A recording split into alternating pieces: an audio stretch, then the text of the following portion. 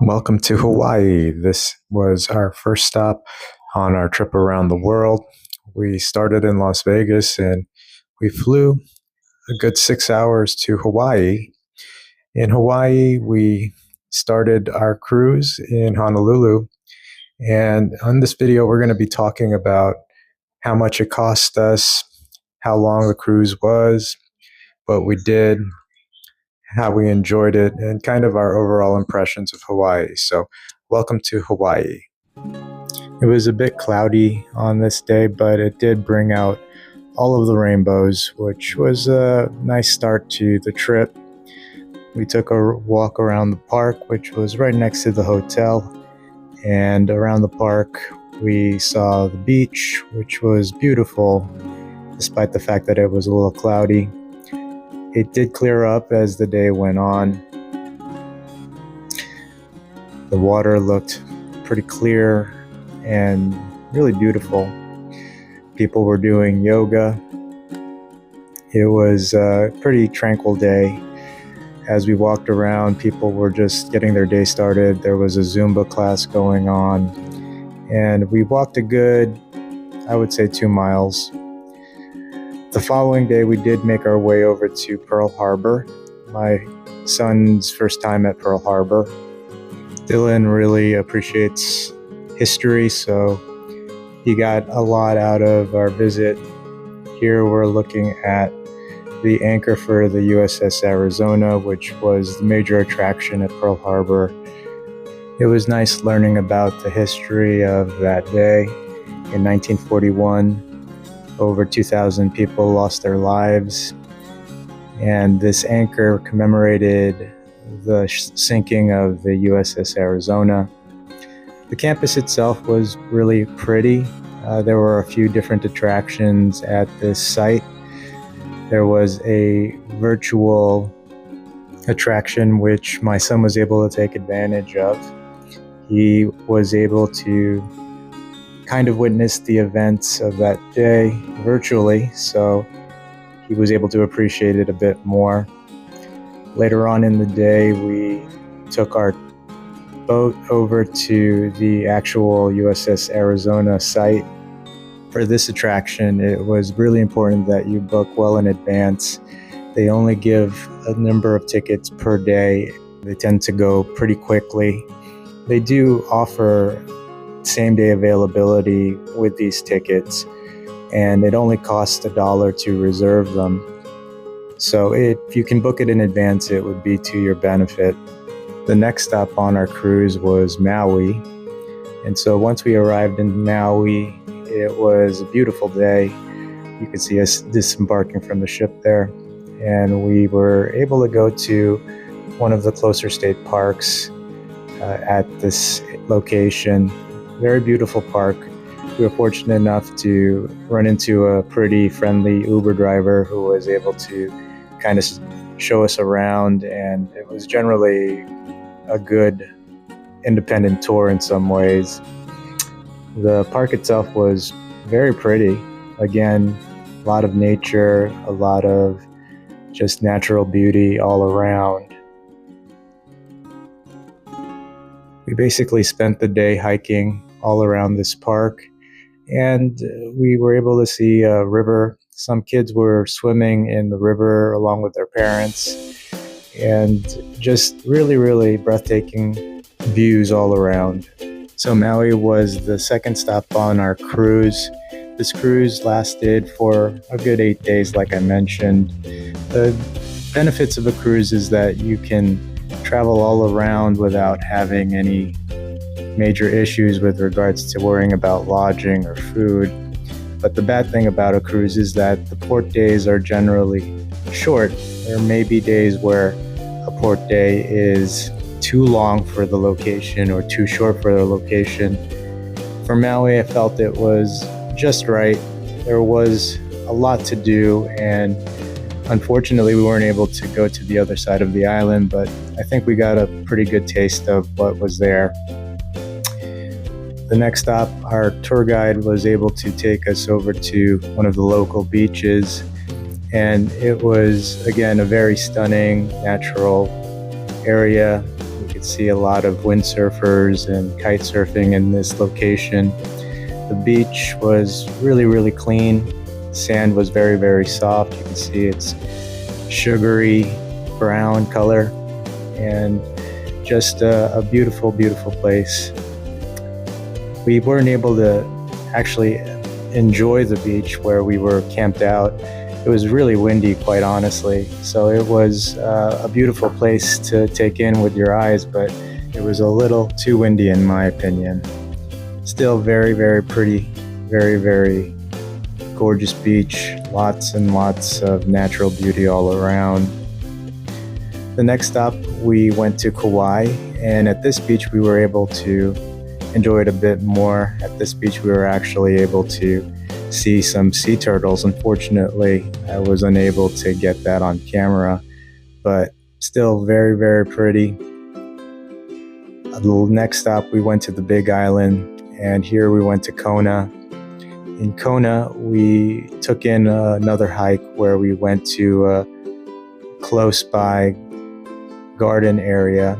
And at this garden, again, very, very pretty, a lot of nature. We saw this weird animal. I think it's a mongoose. I'm not quite sure what to call that. But the following day, again, we went on our way to Hilo. And in Hilo, we went to the National Volcano Park. This was a fun stop in that we were able to see a whole lot here. We saw this massive crater with steam coming out of it. No lava flowing, unfortunately. And sometimes you might be able to see that at night from what the locals told us. But we didn't see any lava that day.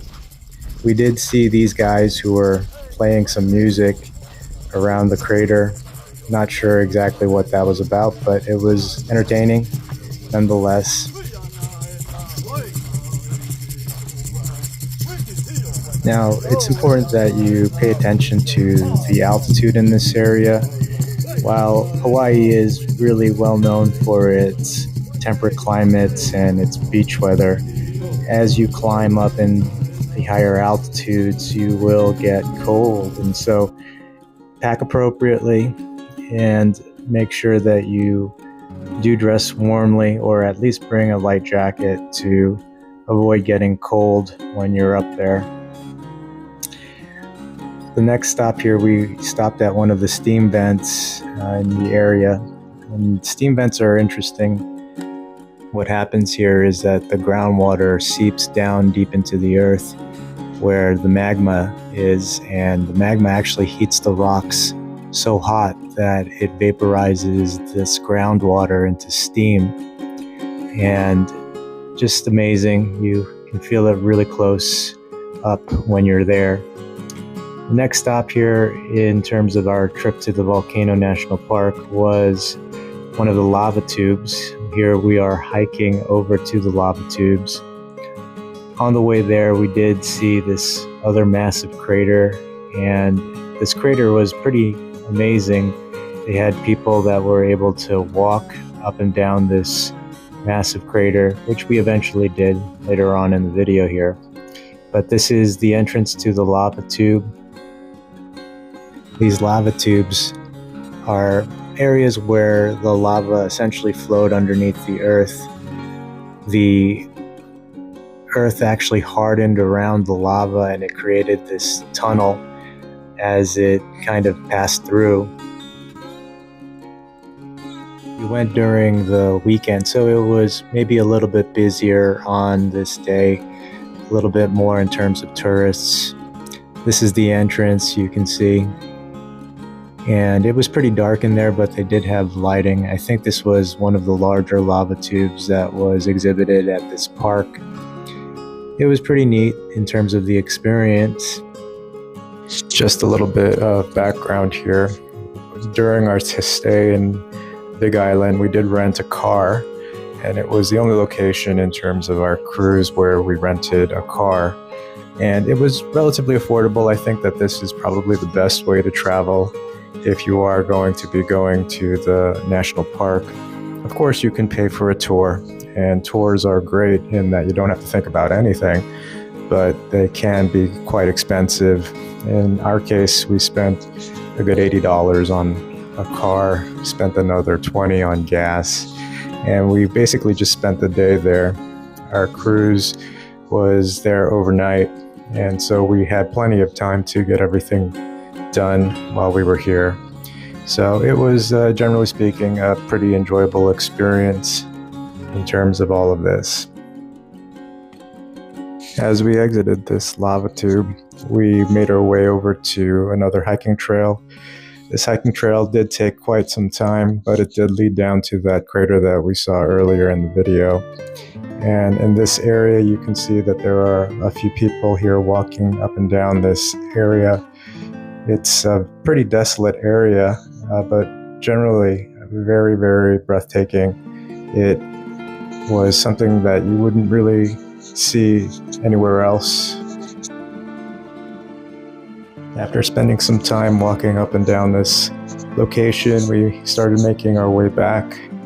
And this isn't really an easy hike. It says that it is on the sign, but it's pretty intense. And it is a round trip, so be prepared, pack some water, maybe take some snacks. It is a little bit of a steep climb on the way back. On the way down, it's not so bad, but if you do have a fear of heights, which my wife does have, you might want to stay close to the edge, and it might be a little bit more challenging for you in those types of situations. But overall, we survived, and we walked, I believe, a good 3 or 4 miles that day.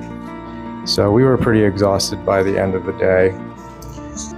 And then on our last stop of our Hawaii trip, we did make our way over to Rainbow Falls. Let me talk to you a little bit about our overall impressions and the price of all of this. The cruise that we took was about $2,880. Now, the cruise itself was about 16 days, but I split this in half since half of it was spent in Hawaii and half of it was spent in French Polynesia. We spent $116 on a hotel the first night while we were in Honolulu before we went on our cruise. The majority of the money we spent here was on transportation. The transportation included the flight, and in addition to the Ubers that we took, as well as the rental car, as well as the insurance for the car and the gas. Food, we spent nothing, which was great because we were on a cruise. We tried to limit our meals to what we were at on the cruise. And then we did spend about $60 on miscellaneous things like supplies at the local ABC store and a couple of other things like fruit, small breakfast, that sort of thing. And so overall, the price that we ended up paying for the entire trip was about $4,338. And when you split that into the 8 days that we were there, the average per day cost was in the range of about $500. Overall, I felt it was a pretty affordable price. We did enjoy our trip here. I think Hawaii is probably the closest thing to paradise you're going to find in the United States. Lived in Florida, and trust me when I say that nothing compares to Hawaii's natural beauty. Hope you enjoyed, and please like and subscribe.